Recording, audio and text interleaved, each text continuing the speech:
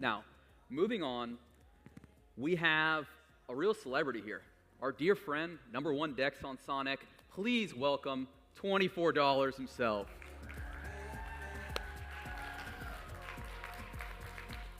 Hello, hello. You guys can hear me? Okay, I assume yes.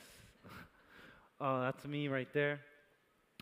This keynote is called "The Light Within the Shadows," or I prefer to say "How Shadow Scaled Sonic."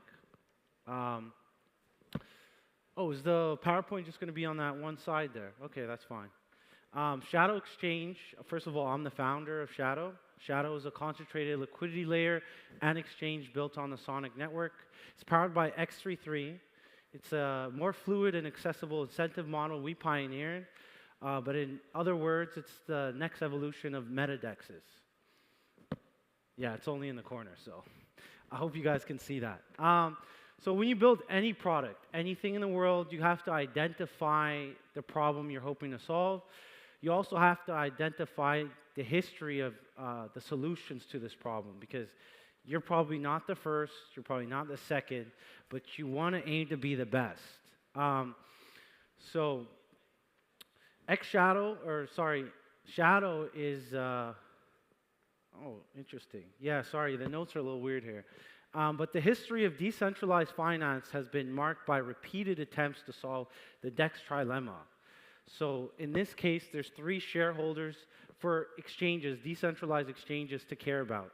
And that would be the traders, the liquidity providers, and the token holders. Those are the three people we care about, right? And the challenge of aligning incentives with all three of these different users, it hasn't been easy. I know Uniswap tried in the beginning. As you can see, they had a two-party system where traders and liquidity providers were the only ones to benefit. Traders would get liquidity from liquidity providers, and then liquidity providers would earn the fees, but token holders would get jack nothing. If you look in that graphic, there's clearly a red triangle, which means bad. Okay, so clearly, it obviously worked. It was the first version of it. Then there was VE33, or more aptly called MetaDex, and that's where theoretically incentives were aligned with all three parties, right? You had the traders, the liquidity providers, and the token holders. Liquidity went to the traders, the fees went to the token holders, and then token emissions went to the liquidity providers. So theoretically, this solved everything in regards to every single user. However, the access to these incentives was not fair. It wasn't equitable. You would have to lock your tokens for 4 years just to get involved. And one of my favorite analogies to this is if you were at a party and I said, please guys, come over the next day, and there was 2 avenues to get you guys to stay. You lock you guys in my basement so you stay for the party the next day, or I'll give you a little goodie bag, and then when you come back, you get another goodie bag. So with X33, we keep our users and token holders around with strong incentives. There's no artificial scarcity or token lockups that are created for users. And there actually is an exit mechanism. On VE33, you lock for 4 years, and you're there for 4 years. There's no means to exit out of this position.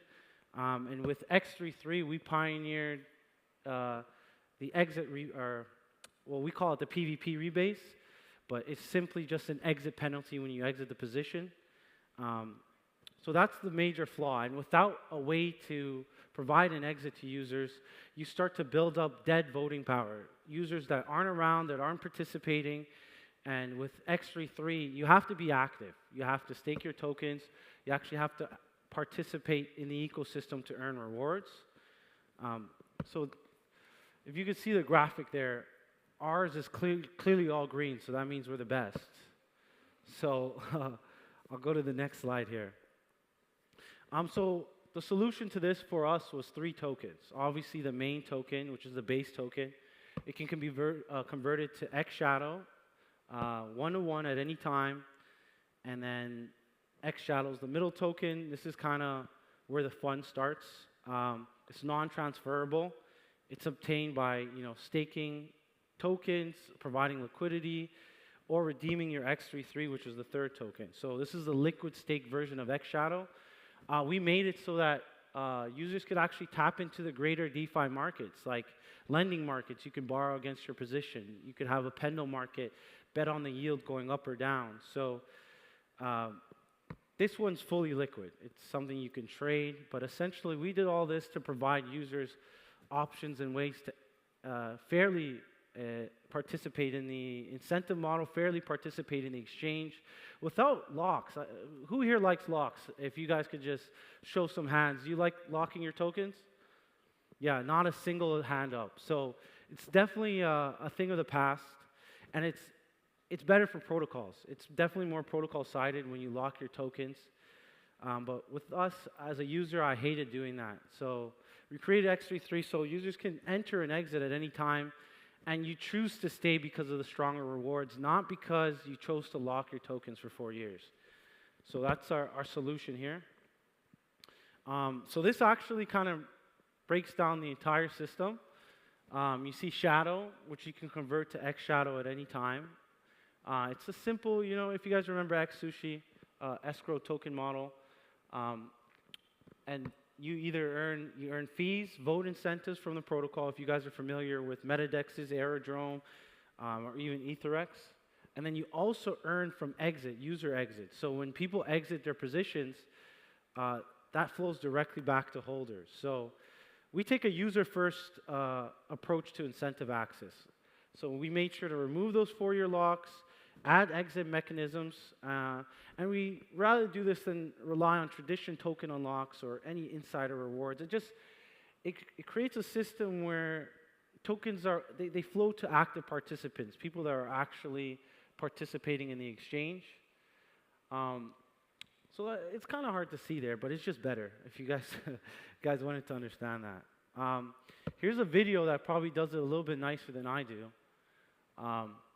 But it breaks down what X33 is. As you can see, at any time you can convert your liquid tokens to the earning token, which is X Shadow. You vote to direct emissions to LPs, and then you receive rewards for doing so. And any time you can instantly exit. And what I really like about this is with VE33s, in order to sell, it was a pseudo market. You'd have to find another willing buyer. You'd have to take a loss of 30 to 40%. And then, depending on your size, you might not be able to find someone who wants to buy your NFT position. So with this, at any point in time, if it's 5 in the morning and you've decided, I want to exit my large 6, 7-figure position, you can do so without any other counterparty. And it's not a pseudo market where there actually is something to provide you with liquid tokens whenever you want. So I'm very proud of the system here.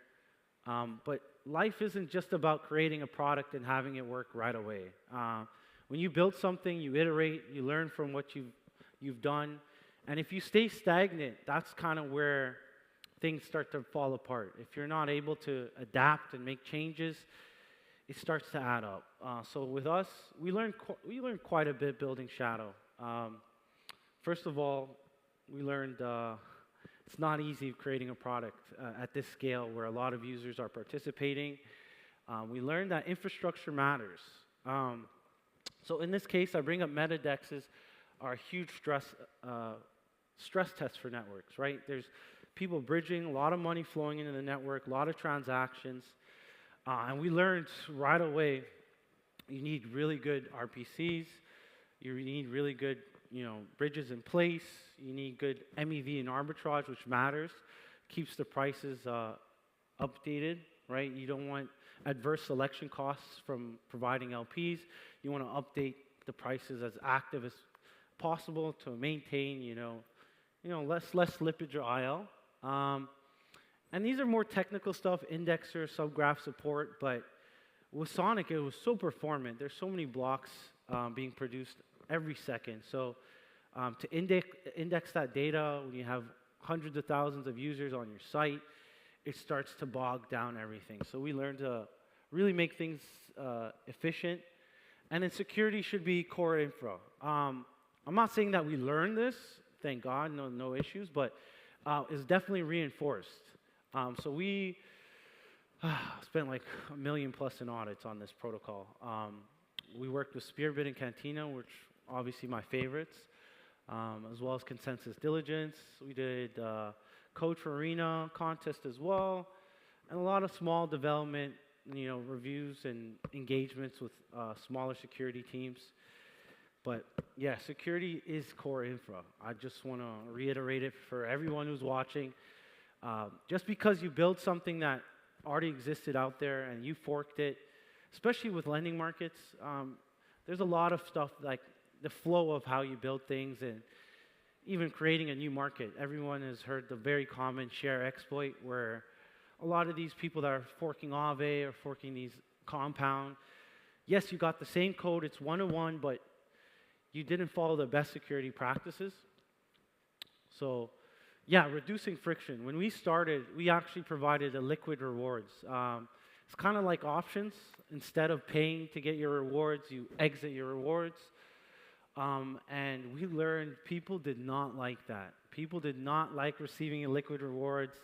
LPers did not want to provide liquidity when they couldn't exit, or they couldn't get their rewards liquid and exit to their stable Sonic of choice. So we actually switched to liquid rewards. And if you see that little chart there, that's actually the ratio for X Shadow X33. And as you can see, it's clearly spiked up. And that's because there was no more pressure on X Shadow. It was able to reach the ceiling because of this change. And yeah, we always keep improving our UI UX. It's something we really harp on. It's something we work on a daily basis. We listen to our users. And not just your own product. Sometimes providing easy access to things like bridges, limit orders, TWAP, anything that users use to make their trades more efficient, we made sure to add that. And sometimes you just got to do it yourself. A lot of people kind of complain, oh man, this doesn't exist on the network I'm building on. This doesn't exist. This isn't happening. At Shadow, we learned we just build it ourselves. Like, if it's something you want to see, first of all, identify what you need, your pillars for success. So if your product is an exchange like ours, obviously metrics like volume, fees, etc., are a pillar for success. But what creates that volume and fees is stuff like MEV. MEV is just arbitraging current prices of token assets. On Sonic, it wasn't quite robust initially. It's something we're still actively tackling. But yeah, we created it ourselves. MEV wasn't robust, so we did it ourselves. We started doing cross-change arbitrages. And we built a lot of infra. We run several nodes on Sonic now.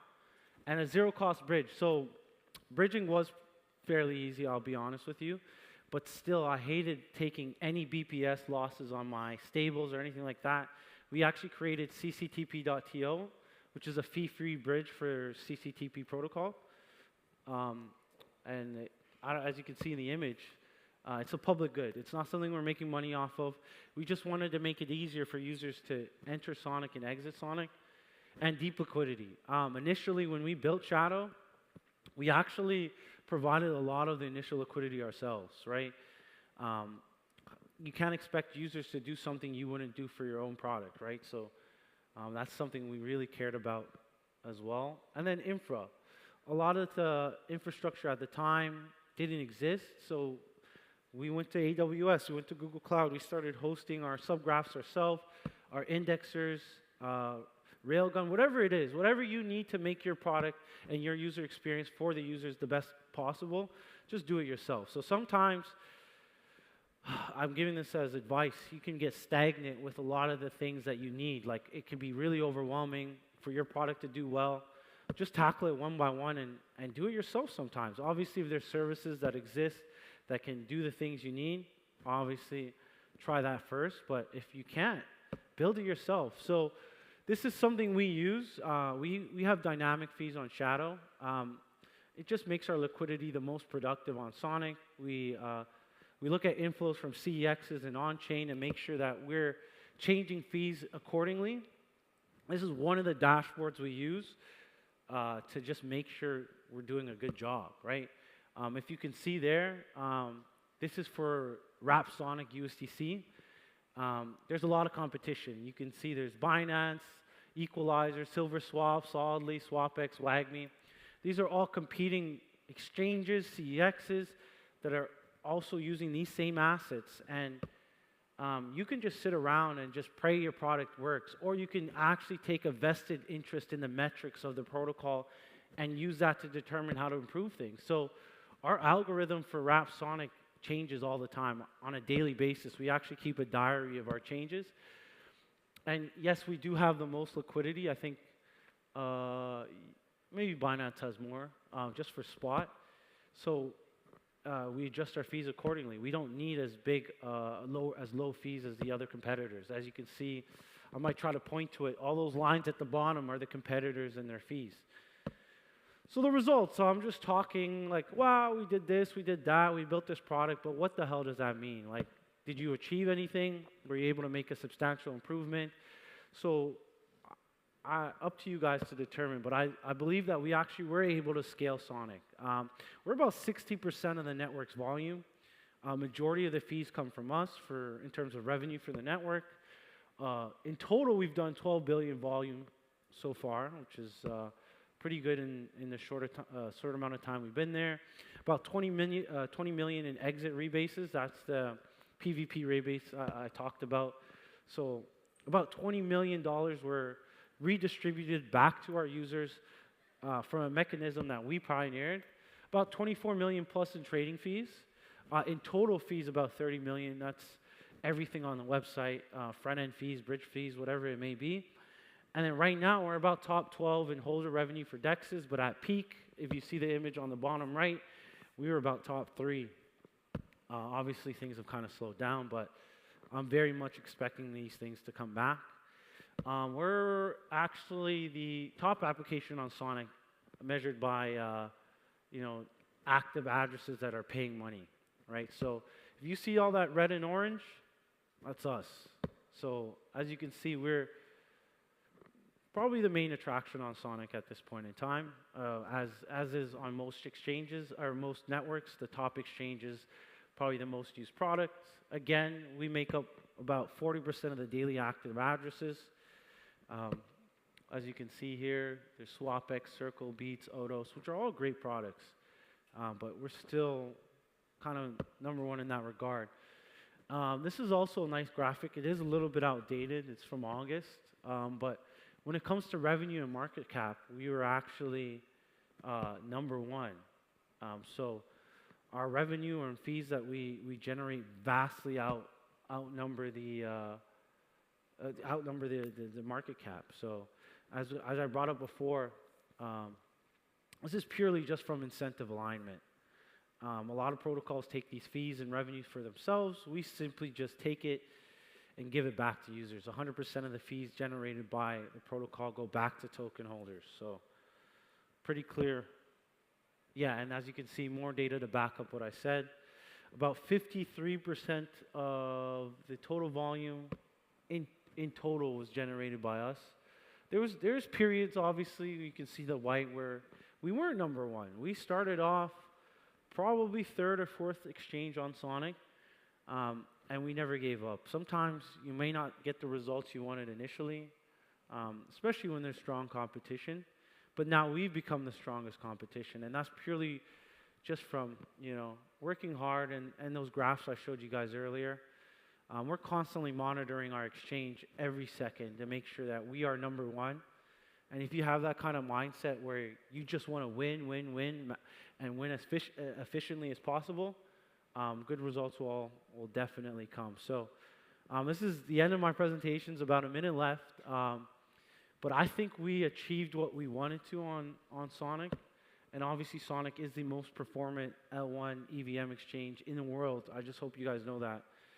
It's been a delight to build here.